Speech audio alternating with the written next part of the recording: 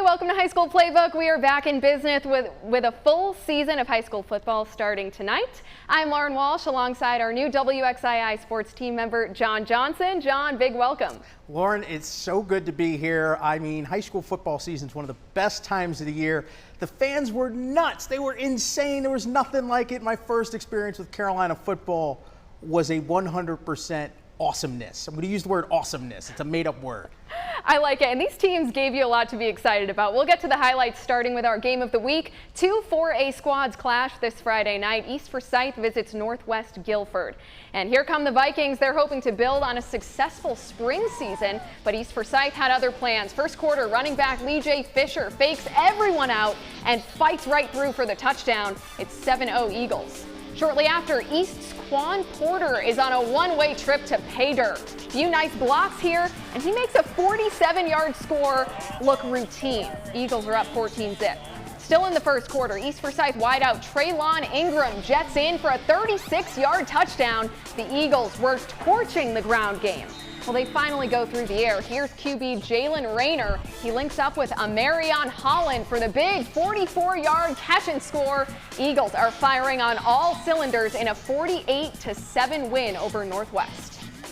Yeah, there's no doubt the spring season really helped us. So we had a majority of our team coming back, and it showed tonight that they've grown up a lot in the last 4 or 5 months. I took it in tonight. I'm not going to lie. You know, I've been doing this for 30 years. And I just took a minute because I didn't know if we'd ever get to do this again. So it was special to be back out here on a Friday night in the fall. It sure was. And with dominance, East Forsyth moves to 1-0 on the season. All right, now we're going to stay in Greensboro. The Grimsley Whirlies begin their quest to defend their state title on their home turf. The Whirlies welcome the Clayton Comets to kick things off at Jamison Stadium, and you got to love high school football season. Student section showing a ton of pride. And speaking of pride, Grimsley's Jordan Watkins showing a lot of it. He blows up the play. A massive hit for him. Now they say defense leads to offense. Opening drive for Grimsley. Alonzo Barnett III connects with Alex Taylor for pay dirt. Check out a terrific grab. It's 7-0 Grimsley. Barnett was on fire tonight. This time he's going to connect with the wide open Taylor Resper.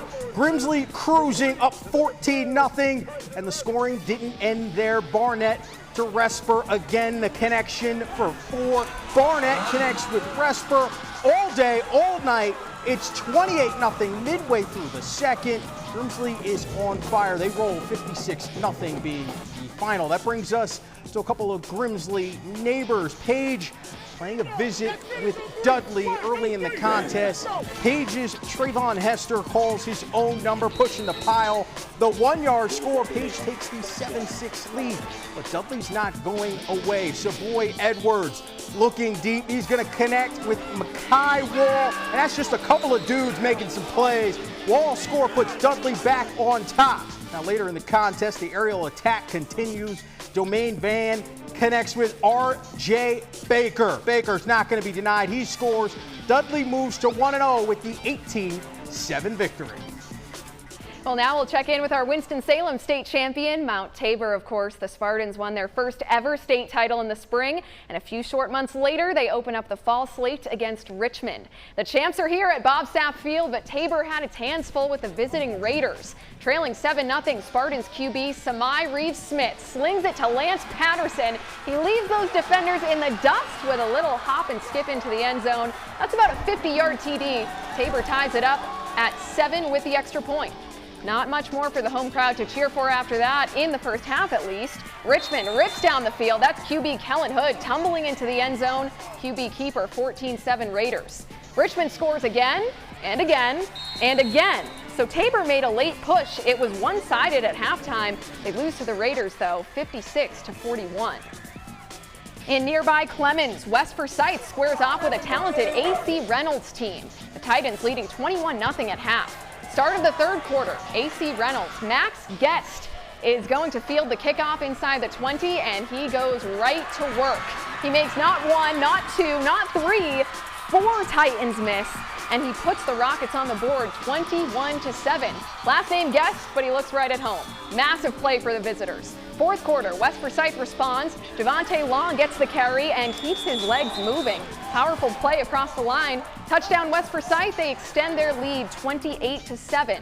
Then, following a Titan interception, running back Javonte Long from 1 yard out walks into the end zone. West Forsyth gets the Week 1 win 37-7.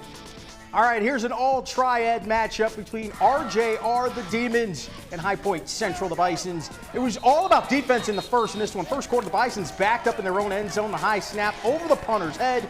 That's a safety, folks. Demons up 2-0. Fans fired up all about this. They've been fired up across the region.